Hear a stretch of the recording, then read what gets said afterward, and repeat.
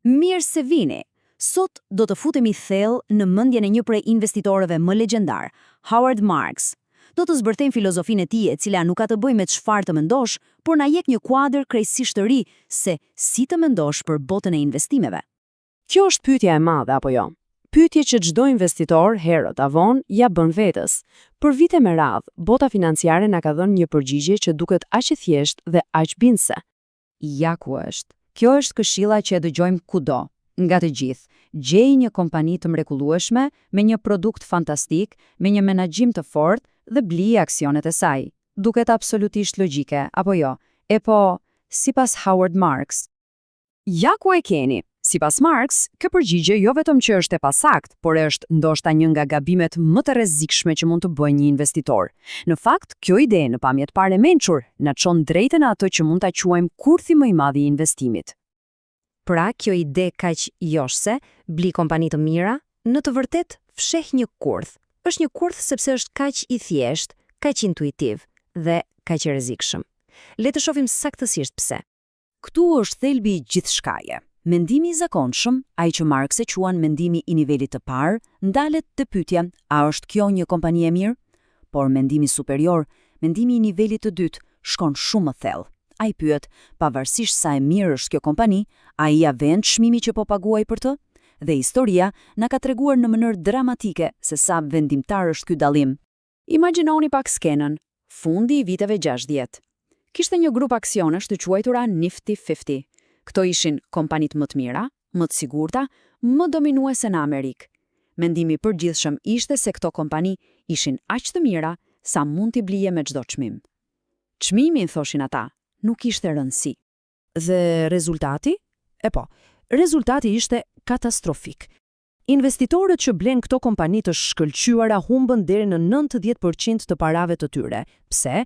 Jo sepse kompanitë u bën të këqija, as pak, por sepse ata kishin paguar një çmim absurd, shumë më të lartë se vlera reale e tyre. Kishin rënë fiks në kurthin e cilësisë. Dhe ja ku e kemi mësimin kryesor të përmbledhur në një fjali të vetme nga Marx: çmimi është gjithçka. Kur e kupton këtë, je gati të kuptosh edhe shtyllën tjetër të filozofisë së tij. Idenë se mënyra më e mirë për të fituar është duke mos humbur. E pra, Marx argumenton se për shumicën ndërmuese të njerëzve, investimi nuk duhet parë si një lojë sulmi, por si një lojë mbrojtjeje. Për ta shpjeguar këtë, ai përdor një analogji fantastike nga tenisi. Tenisi profesionist është një lojë fituesish. Fitohet nga ai që bën goditje spektakulare. Por tenisi amator, ai që luajmë ne, është një lojë humbësish. Aty nuk fiton ai që bën goditjet më të bukura, por ai që bën më pak gabime të pafalshme. E pra, sipas Marx, investimi për shumicën prej nesh është si tenisi amator. Fokusi duhet të jetë të shmangim gabimet katastrofike. Kjo strategji mbrojtëse ka edhe një emër: arti negativ. Ideja është shumë e thjeshtë, por e thellë. Suksesi nuk vjen aq shumë nga gjetja e investimeve gjeniale, sesa nga aftësia për të eliminuar me sukses ato që do të dështojnë. Puna kryesore është të thuash jo investimeve të këqija. E gjithë kjo filozofi përmblidhet në mënyrë perfekte në moton zyrtare të firmës së Marx. Nëse shmangim humbësit, fituesit do të kujdesen për veten e tyre. Një ide jashtëzakonisht e fuqishme. Por kjo ngre një pyetje të rëndësishme: si mund të mbrohesh nga diçka që nuk e njeh, siç është ardhmja? Dhe këtu arrim te shtylla e tretë e filozofisë së tij, pranimi i rastësisë, i fatit dhe kufive të asaj që mund të dim. Pra, si duhet ta mendojmë rrezikun? Kjo është thelbësore. Rreziku nuk është thjesht mundësia që diçka të shkojë keq. Sipas një përkufizimi që Marx e adhuron, rreziku është realiteti se më shumë gjëra mund të ndodhin se sa do të ndodhin. Çfarë do të thotë kjo? Do të thotë se e ardhmja nuk është një pikë e vetme, por një gamë gjërmundësish.